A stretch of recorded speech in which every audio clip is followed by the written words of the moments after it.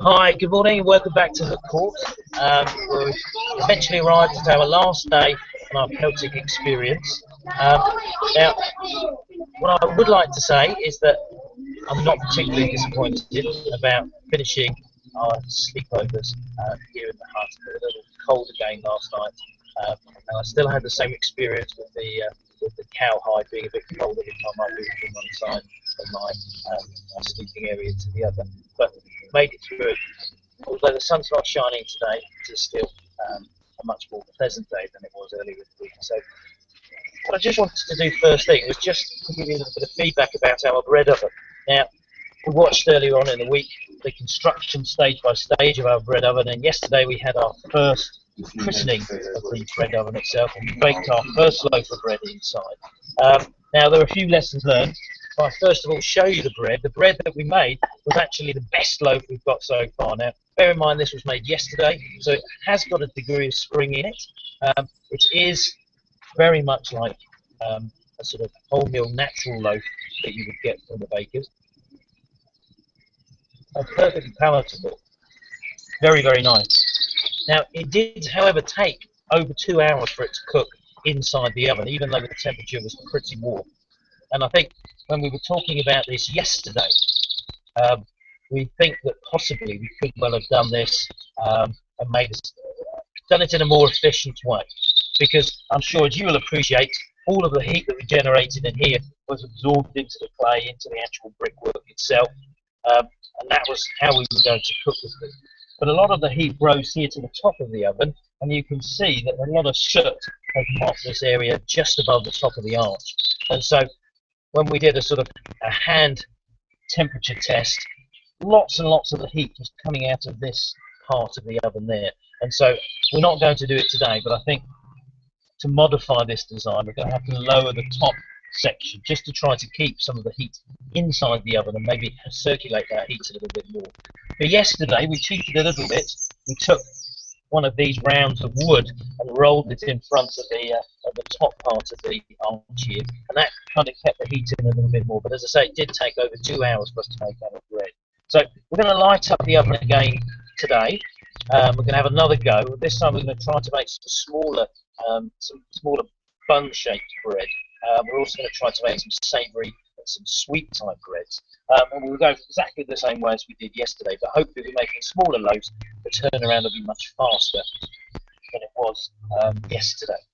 Now, I know that you will have seen us eating various foodstuffs throughout the week whilst we've been here in our Celtic experience. And I know that last night we had something that I thought I was really looking forward to. We managed to get hold of a couple of fish, and Richard prepared the fish. And we recorded some of that just so that you could watch us watch Richard prepare the food. And he used a selection of tools to do it. I think he did start early on with the flints, but of course the Celts did have access to metal tools, so I think he ended up having to go for the knife option in order to finish the job properly, to make sure that we did have some food last night. So I think we're going to go back inside now to watch the video of Richard preparing our evening meal. So I'll speak to you later on. We'll get the fire going, and we'll try to video that and show you later on using some simple techniques in order to get our fire going. So I'll speak to you later.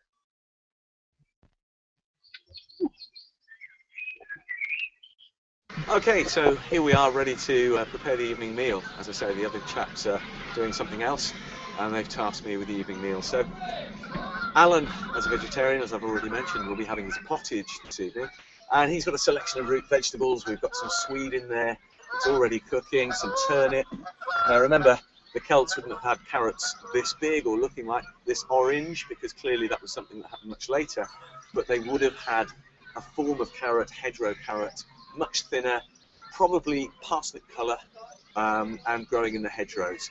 And so we can't replicate that. What we've replicated is the vegetable itself. A little bit of cabbage, which of course they could have used, and for Alan, to give him his protein, pulses again. So he's got a few beans in there, a few black-eyed peas, some split peas, naturally enough that very expensive commodity of salt to give him some flavour. But in addition, to bulk Alan's meal out a little bit, we have actually prepared some nice herb dumplings. And what we do with these is just break a bit of dough off, roll it up, open up the pot, drop them in, and he's going to be eating in about an hour, and they'll need that long to cook in the gravy, to absorb the flavour and to develop nicely in the pottage. So I'm going to get that in, put the lid back on and leave that bubbling away for about another hour. Our trout, on the other hand, won't take that long. It'll only take 15 or 20 minutes. But I'm going to prepare it now, and I'm going to cook it in clay. I'm going to seal it in clay, but before that I've obviously got to prepare it.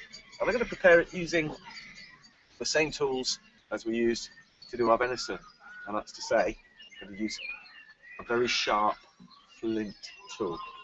Now I need to take the tail off, and I will need to open it up and take the innards out.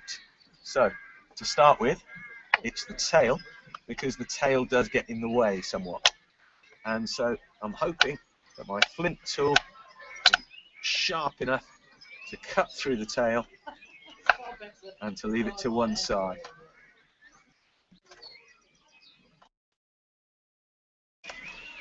Well, I've resorted to going to the chieftain and borrowing one of his very expensive knives, because the flint was struggling to deal with the fish's backbone, as indeed it's the chief's best knife, but we're getting through.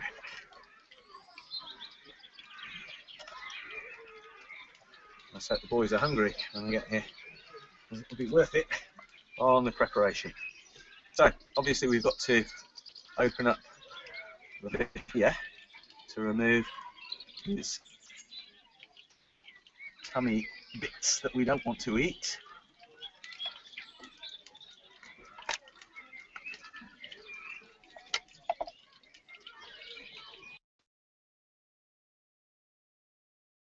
Once the fish is at that stage, I'm going to just get the muck off my hands very briefly, and then I'm going to wrap the fish in garlic leaves, wild garlic picked up from the hedgerows just around us. Wrap the leaves around it, but I'm also going to put some in the cavity. I've got a little surprise for Chris, because when you eat your fish at home you probably have a slice of lemon with it. I've managed to go out into the woods and get some lemon sorrel, which is a very lemony flavour. Some wood sorrel, which should just give it that little bit of citrus flavour. And I'm going to put some wild garlic leaves inside as well, into the cavity. And I'm going to, as I said, cook it in clay. So I've prepared a piece of clay here. I'm going to line that with wild garlic leaves, like this, and that should impart flavour but also stop the fish meat from searing in the heat of the fire. And once I've got it covered up with the leaves to keep the moisture in, then I'll be sealing the clay into a little package. But what I need to do now is seal off the clay parcel so that the fish actually steams inside the clay envelope.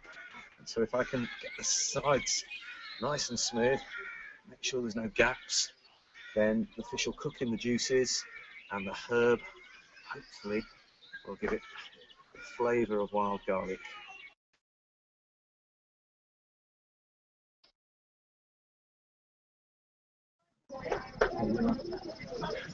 Okay, so you can see we had, I thought, quite a tasty meal last night, but I'm a little bit biased. And dealing with the fish was quite difficult, because obviously without modern kitchen equipment, as you saw, just simply taking the tail off was really quite a challenge. And at the end of it all, guess what I had in addition to trout? Fishy fingers. And we're going to talk about how I solved that problem afterwards.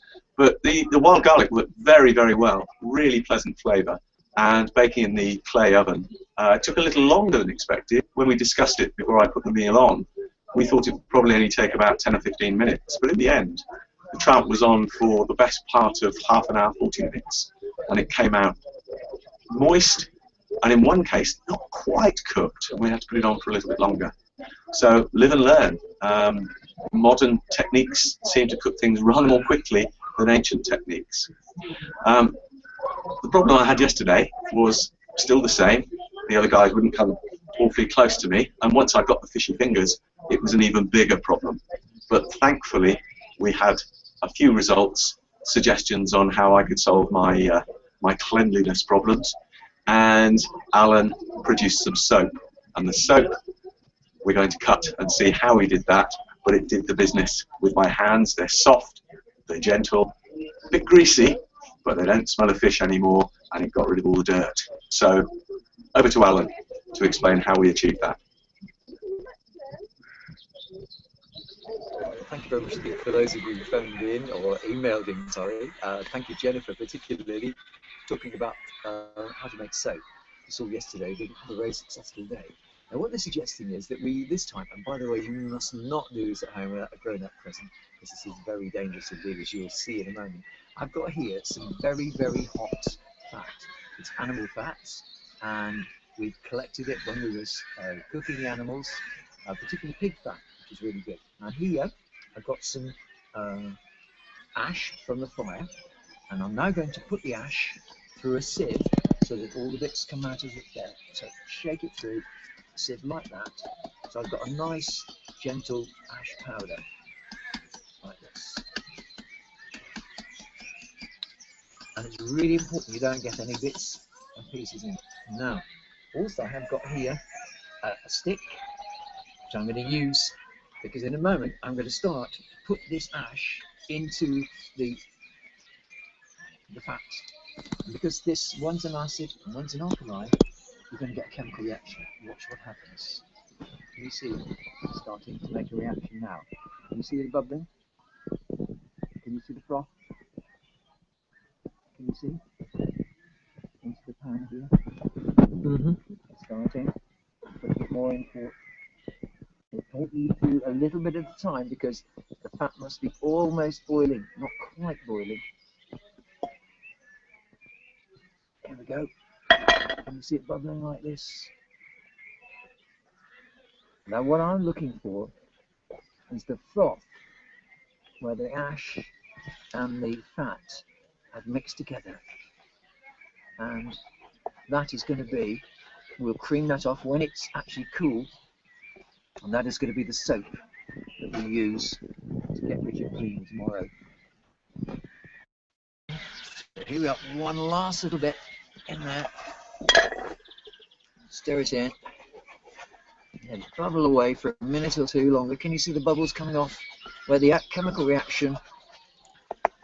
And once a few minutes time, I will strain it off. And then here's one I made earlier. And you can see here this beautiful soap. Rub it in my hands like this. And rub it up in water, and the most amazing thing will happen, that my hands will be beautifully clean, cleaner than Chris's anyway, and certainly cleaner than Richard's. That's how you make soap. Thank you very much for watching.